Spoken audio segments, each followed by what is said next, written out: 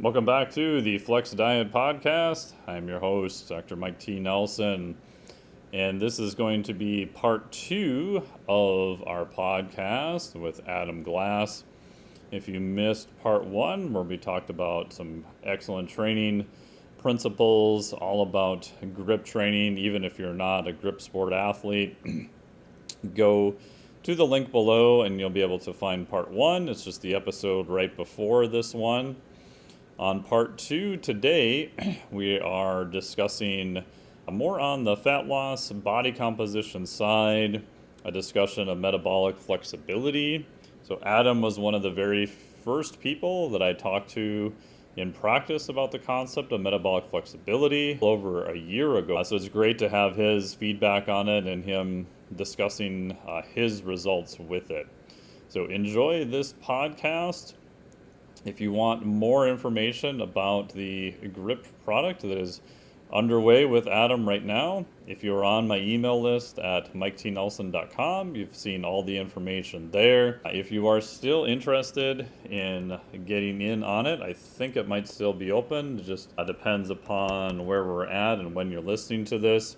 You can go to bettergripstrength.com, and that will lead you to all of the information there. So enjoy this part two of the podcast, which again is just brought to myself, Dr. Mike T. Nelson, Extreme Human Performance, and Adam Glass.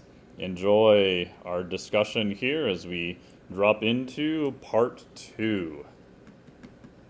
Okay, just a thought for y'all. Okay, if you're a trainer who helps people with aesthetics, you need to have a year that you get fat and then lose the weight. Yeah. If you're a trainer and you help people with dieting and such, dude, you need to kind of throw your diet in the trash can and live like a raccoon for 6 months and then take yourself back through your own. Really feel it's important. And a lot of it, to me, is just personal integrity. Walk the path that you're about to make this person walk so that you're realistic in it. It's funny, Mike, that's what got me so interested when you first started rolling out, at the time, metabolic flexibility, which moved into flex diet. So guys, for me, when I first met Mike, I was probably between 235 and 245. Awful diet, but I was like 25 and I didn't care. And I figured I could just do whatever I want. And Mike showed me the core of the program. I got going. I came down to probably 225, felt awesome, had so much success. And I hit a point where some of my clients were, he just said it, but the thing that I was getting at was this idea that maybe they would comply more to what I have to say if I got leaner, which for me at the time, I had no value for being shredded or whatever. But I said, you know what? Challenge accepted. And I had called Mike a couple times and just talked through some ideas. Over a 6.5 month period, I went from being right at 218 down to 191. The leanest I got was down to 184.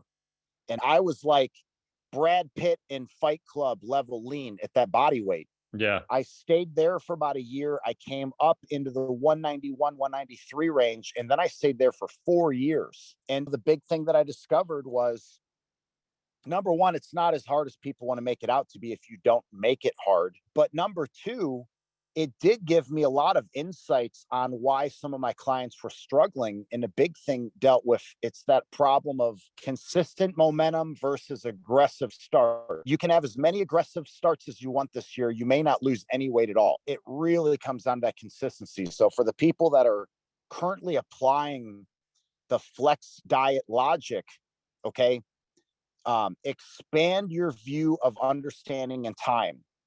Don't put ridiculous constraints on yourself and say, I'm going to lose 20 pounds by this date. I know that literally every trainer says to do that.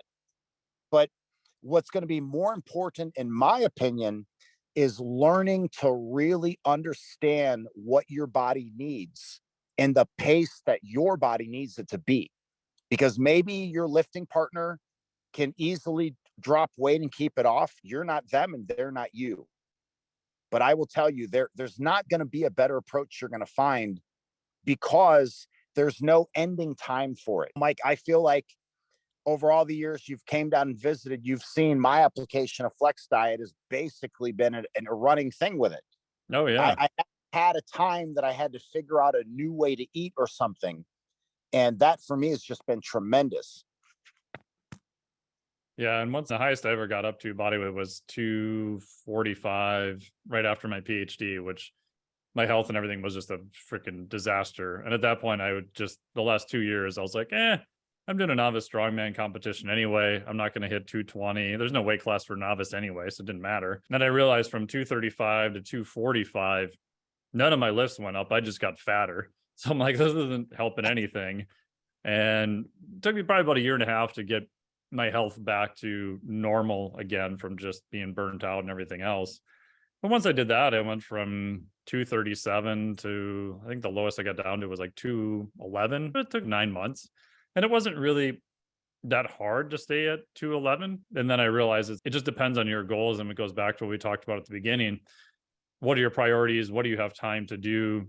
And then are the principles that you're applying, are they actually working?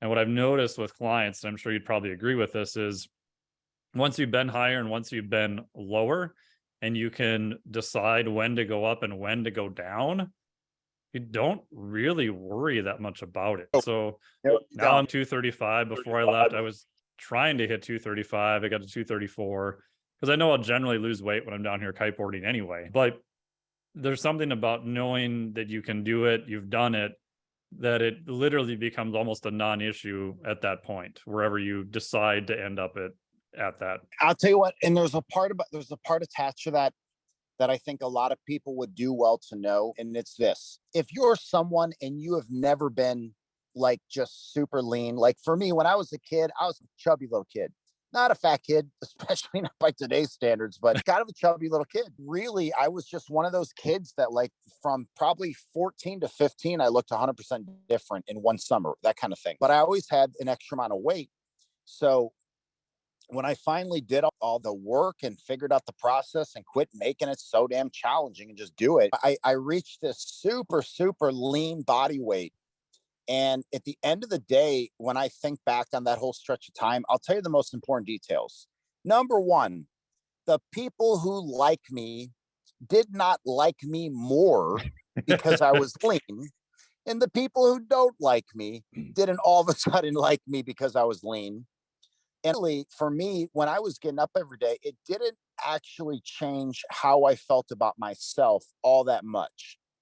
So one of the key things is some people have this idea in their head that if they lost weight, that all these things in their life would be so different. And health wise, that may be true. But I know this: your kids, they love you because they love you. All right. They're not going to love you more because dad's finally got an 8-pack. Right. If you're not getting a promotion at work, you're probably not going to get it just because you finally lost 30 pounds or something. So when you set off to take on a challenge like that, just remember it's still you. So don't kill yourself trying to get down to some kind of body fat level, because ultimately most of your life is going to be whatever you're currently making. It's not really going to change it. Like, that's probably I think about, for women's boot camp sales, out of your 3 customers, one of your biggest chunk of customers is going to be people that have recently gone through a divorce, unfortunately. Yeah. One of the problems you get into is if you're someone if you don't like yourself, you're not going to like yourself more just because you lost 20 pounds. Yeah. Like, it's so key to just remember that your personal development you are not the way you look. If you take the way you look and you're going to rate yourself on any kind of other attributes, it's not that. Gaining and losing weight, it might not be such a big deal to you once you really get comfortable in how you do it. Now, do I personally believe that people do better when they're at a healthy body weight? Absolutely. Oh, for sure. Do I agree with BMI? Actually, for the most part, I do. I really For do. general population. Yeah. But even for athletes, though, because we've got the phenomenon we have now is we have athletes that their BMI is 35, 36. Oh yeah, And that's crazy. They're at 12% body fat, so they're very muscular. But the problem is that still is a demand on your heart, on your kidneys, on your pancreas. Oh yeah. There's all these other things going. And at the end of the day, being very heavy is very hard on your body. So Yes. I don't want anybody to take what I just said and run in the opposite direction and say that Adam Glass thinks you can just be whatever weight you want. No, I'm not saying that. But what I will say is the range of the healthy amount of body fat you should have and what the media tells you are very different. You're gonna feel like if you're a man, I promise you, you're gonna feel better being at 13% body fat than you will be 7. Oh I yeah. promise. You are, when you talk below that, there's a level of leanness you get and you lose your core stability because that body fat on your body is doing some things. And one of the big things it's doing is it's functioning as a shock absorber. Yeah. Structural So, fat. oh, huge, man. For me, I can tell you my best deadlifts and back squats are substantially better when I've got my power belly going because it's mechanical leverage at the start of the lift. I definitely did not feel all that strong when I got down into that 5% range. To me, it was not a very great feeling. And it's funny because you look at the 80s movies that we watched growing up, you're led to assume that if you don't have a ripped up midsection, there's no way you're going to be strong, but it's not that way at all. Yeah, you look at like the world's strongest man, right? And granted, these are massive outlying humans, but most of them are not very lean, but they're ridiculously strong. And you talk to them, and I'm sure Hawthorne's lifts now that he's slimmed down on purpose because he's changed course a little bit in what he wants to do are way less than what they were before. So again, it goes back to what's your goal? What are you trying to do? I think it's a myth, like you said, that if you're just leaner, everything will be better. Maybe to a point, but it's not linear. Like my good buddy Ryan, who's been on this podcast before, is doing a natural bodybuilding competition. His show is in, I think, 2 weeks. And so we got to hang out with him right after we left your place. And considering what he's doing really good. But I had all my bloods just measured. Disaster. My testosterone was like 26. Wow. He's like, but luckily for him, he's intelligent enough to know that this is extremely temporary. And the second the show's over, I'll eventually just go back up at least 30 to 40 pounds over what his show weight was. And he wasn't, I would say, very fat in the off season either. So but you look at him on stage and you'd be like, wow, his lifts must be amazing. No, my lifts are dog shit right now. I'll tell you the worst day I've ever had out on the lake on the boat was a couple of years ago. We went out with a couple of friends and they were meeting some friends. One of the guys that was on the boat was a competitive bodybuilder. And he was, man, I bet he was probably 16 days out. Oh, wow. And he was just miserable all day. He was miserable that we're drinking beers and he's not. He was super miserable that we're eating chips and hamburgers and he's not. And he told me, I'm going to tell you, man, it's just uncomfortable all the time. And it gets so much worse. Like the last 3 days before a show, really trying to be as big of a biochemist as you can, because the tiniest amount of table salt or sugar at the right or wrong time can either make or sabotage your stage time. And it's an insight for people who think that they really wish they had that competition bodybuilding physique. Man, go talk to the competitors and ask them the price they're paying to get there and really how long they get to stay there. Yeah. Most bodybuilders that you see online, their whole year is running off of a series of photo shoots that happened with incredibly precise timings. Yep. When you actually get to meet those folks, they never look like that. They usually just look like really big muscular people, but normal, like a normal level muscular. It's very hard to stay that lean year round. And it certainly has a tremendous cost. Yeah. And I've seen maybe a handful of freaks that can pull it off even without drugs, but it's extremely rare. And it's also one of those things where it's different for each person. Gets into what is their personal fat threshold, etc. On both the low end and the high end. Like some people, they start getting into the low teens, stuff gets pretty weird. Their labs start doing weird shit. Some people on the higher side can sustain a fair amount of body fat and all their blood lipids, everything is fine. Other people get anywhere close to that and their lipids look just horrible. So there's a lot of, individual variation there too. And with clients, same thing you were saying.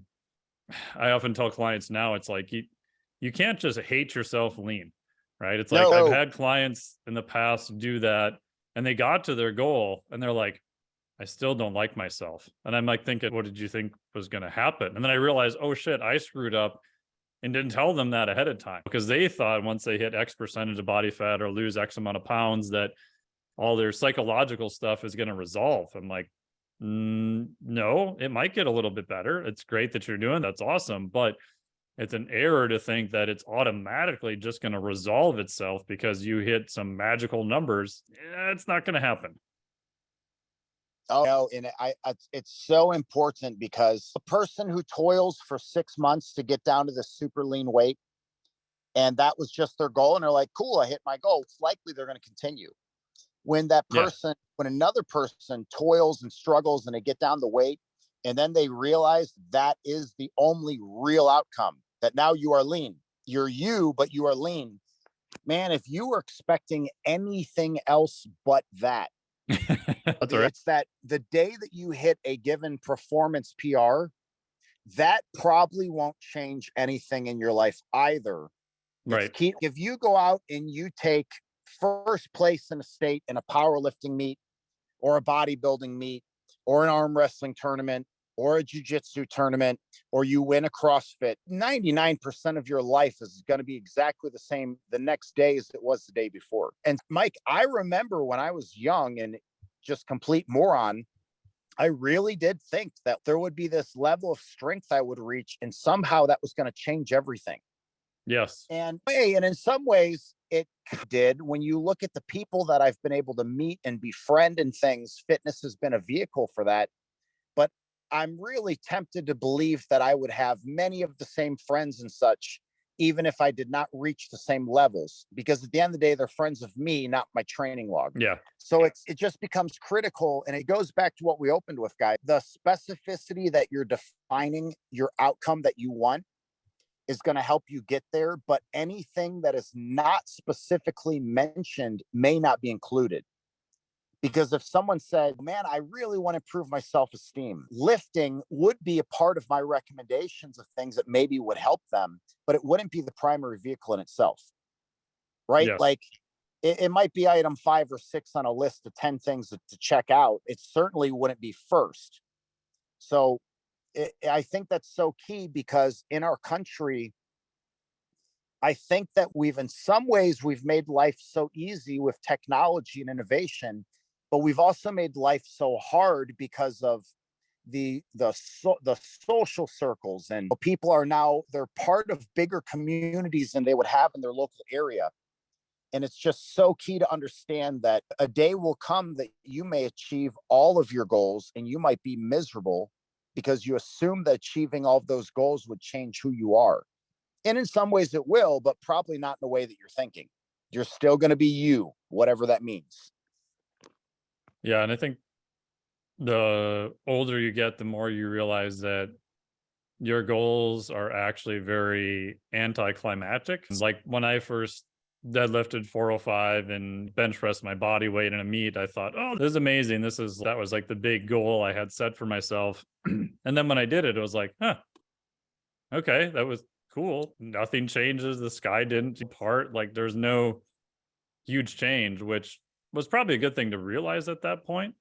So it's like I already know once I pick up the Thomas Inch dumbbell, oh, that'll be cool, but then there'll be another way I want to do it, and another thing I want to do it, and then how often can I do it, and can I do it both hands? So that I already know once I get to that point, which is several years down the road, there'll be another level there, and I'll be happy that I made it, but I'll be happy for like a day, whatever, and then it just becomes this thing that you did, and that's fine. That's not a negative. I'm not diminishing goal setting or anything like that. I just think that's probably a more sane attitude than expecting the whole world is going to change once you accomplish X.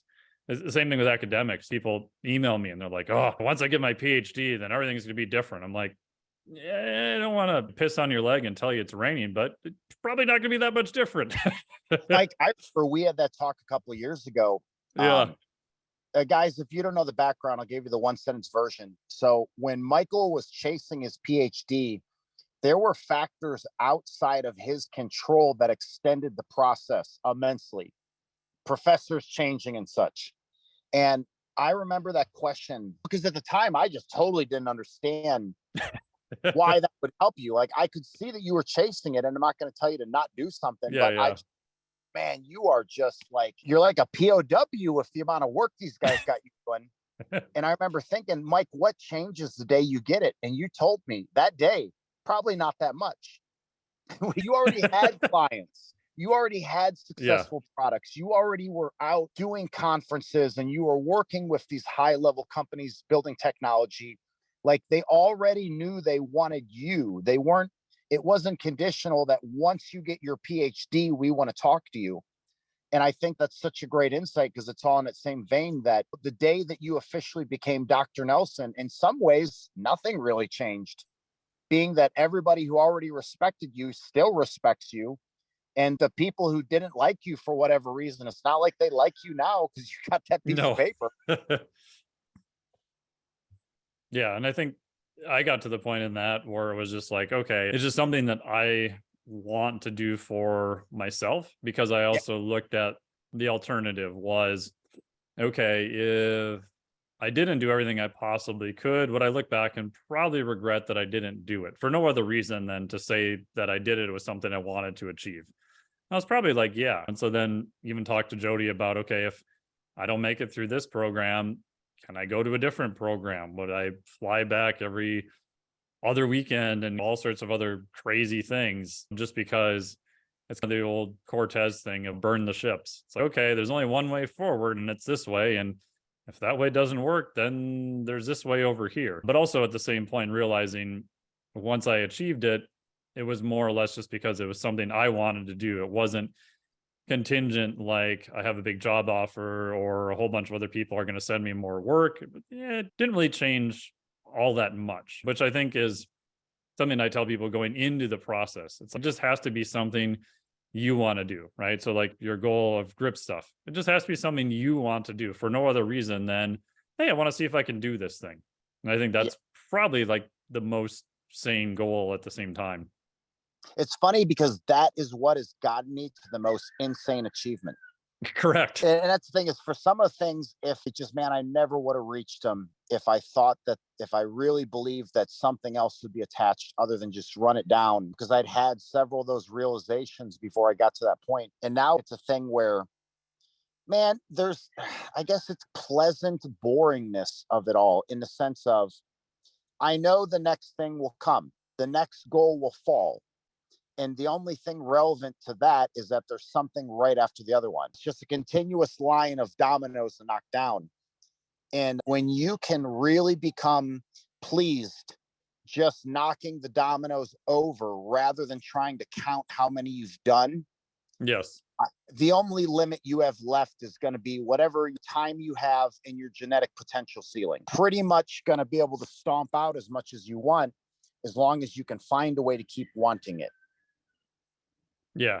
Yeah. And I think that's the art of goal setting, of figuring out what is it you want to do, realizing that if you've got good instruction and you're putting in the time and effort, that it'll happen. The only unknown is just time. So even down here, it's like, first session on my new kite, I hit a 14-foot jump and I was like, oh, that was pretty good. I'm like, I can easily hit 20 because I felt like I didn't even push it that hard. I have a huge amount more I can push the kite in just my riding and I know what to do. And same with lifting, right? You get to the point where you're like, I don't have any injuries, progress is going good.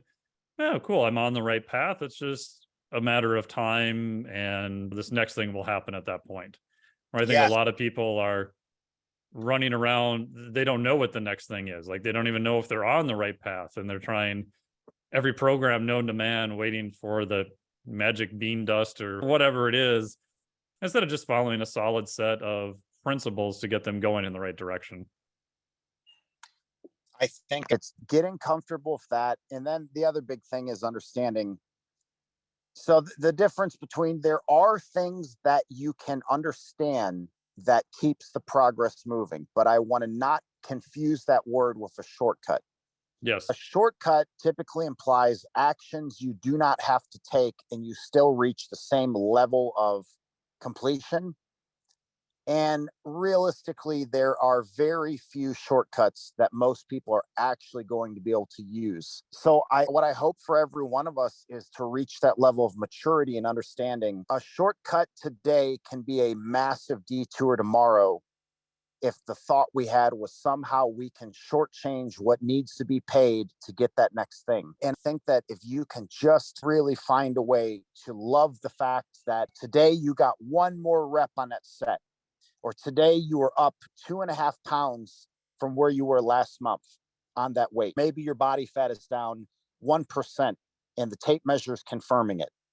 If you can find ways to be pleased with that and not wish that it was more, you will do so year after year. And the opposite end, if you're kind of stuck in those things now, there's going to be similarities in your story that we've heard from other people. And the short end of the stick will be it is just as likely that you will give up as you will get there. They become almost 50-50 because there's a Yes. frustration that gets built into always believing that it should be more when the evidence says otherwise.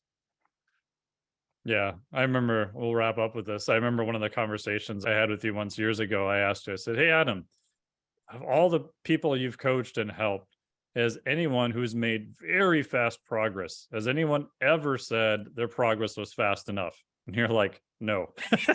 No, no, literally never. There are times that someone's moving at a rate that the rest of us are saying, "My Lord, look at this person's Yeah. achievements."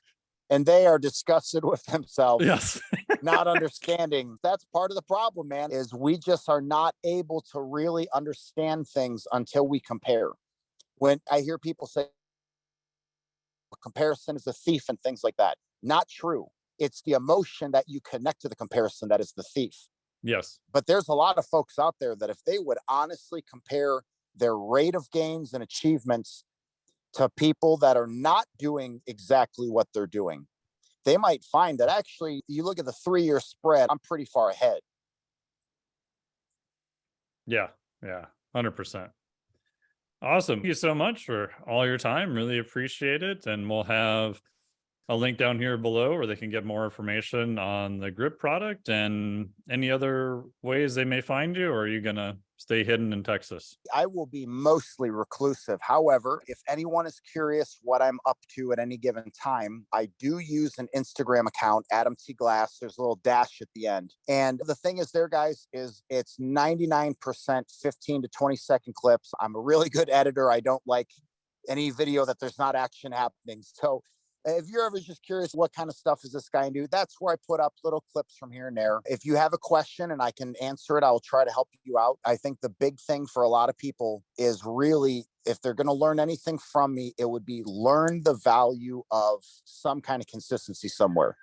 Yes. I don't have too many other things on the market that's going to show you that much more than that, but I will just tell you, just get comfortable with get a little bit every day and just keep the days rolling and you'll be astonished where you end up.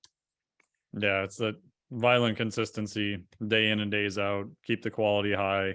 And some days you don't even know that till you show up to the gym and just see what you can do. Yeah. And if you gave it a go and it wasn't there, wasn't there. You learn from it, make an adjustment. And if it was, great, you made progress. And then you do that enough over time, you'll learn, what's going to be best for you and for your setup. Man, fun call, Mike. Thanks for having me out today. Yeah, awesome. Thank you so much. I really appreciate it. And we'll talk to you more very soon. Thanks again, man. Excellent. Bye-bye, buddy. Bye.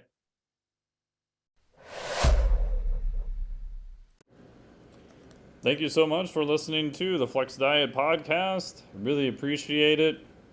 Huge thanks to Adam Glass for coming on here for part 1 and part 2. Always enjoy talking to Adam and getting all of his wisdom.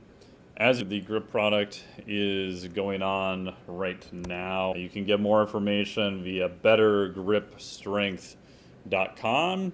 That'll put you onto the newsletter with all of the information you have. You can always just hit reply there. Either myself or Adam will get back to you as soon as possible if you have any questions. If you're listening to this episode and you found us later on, We'll try to update some of the links here also.